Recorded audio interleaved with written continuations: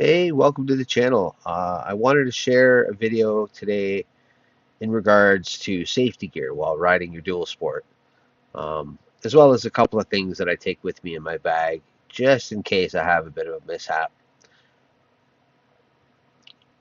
So, for starters, my first layer is these spandex that basically have some plastic on the sides and on the knees and on the back tailbone section, and it's just a little bit of extra mitigation in case I come off on the pavement.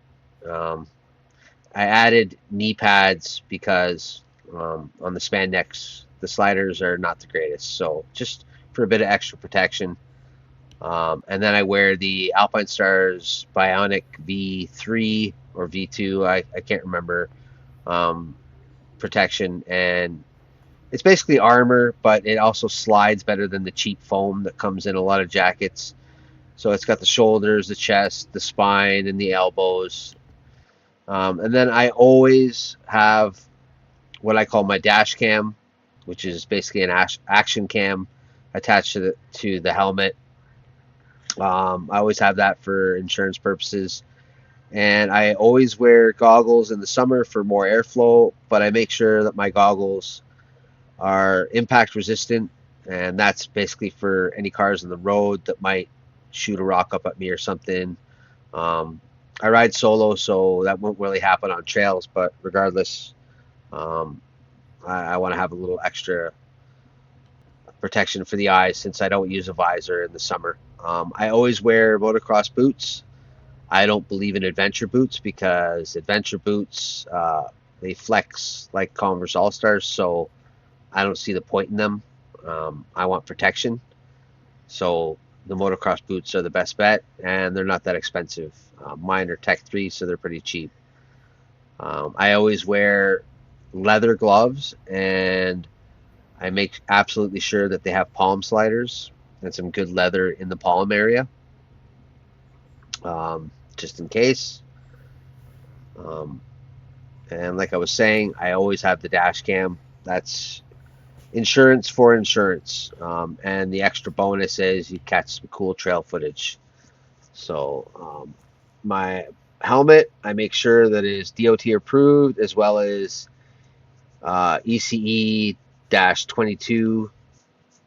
And if I ever buy another helmet, I'll make sure that it has MIPS. But I always have my ear plugs in when I'm on tarmac, and I bring the case so that I could store them away when I go on the trails, so I could hear more of the things around me when I'm on the trails. Um, they're really only needed for higher speed. I have two different bags. One for when I go to the trails, which are about an hour and a half away, and one for just quick little boots around town.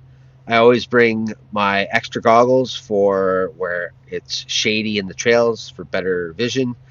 I always bring my extra batteries for my dash cam so that I'm always recording what's going on when I'm on the street or even on the trail. Like I say, it's extra insurance.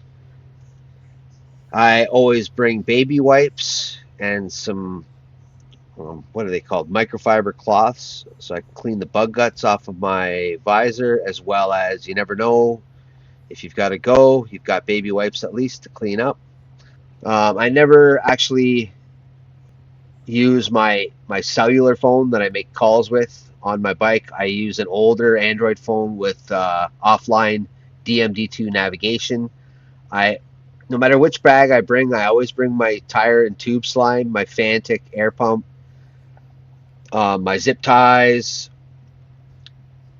my valve cores and the valve core removal tool, some extra charge wires, my little charging dongle for my bike just in case for some reason my Anchor power pack just isn't charging enough or fast enough, or if I forgot to charge it.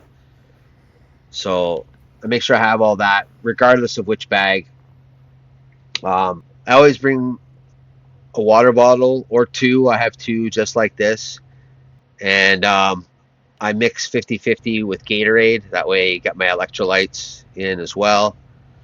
And yeah, so that's my summer setup. Winter time, well, not winter, but fall, late fall and early spring is this hideous looking outfit, which I don't really like, but if you're cold, it really doesn't matter as long as you're warm. And I use my visors. I put the goggles away and I put the visor back on the helmet. And in early fall and late spring, I use this RV86 jacket that's a lot lighter, but still warm with just some regular pants.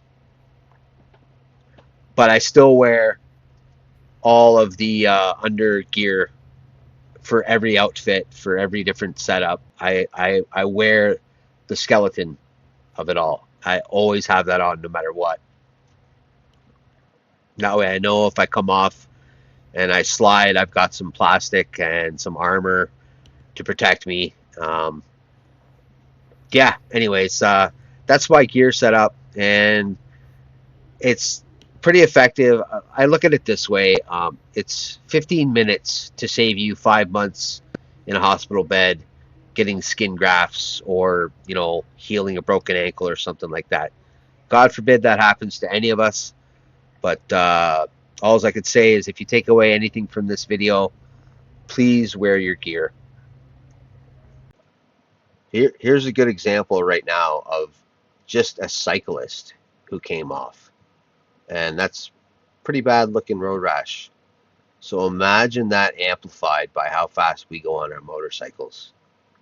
I'm not going to post any actual motorcycle road rash or one image I saw of a guy's foot because he was doing 100 kilometers an hour with some Vans on, and like I not good for the YouTube algorithm, but it gets the point home that proper riding gear is essential. With that said, thank you for watching this far and have a good one. Stay safe out there.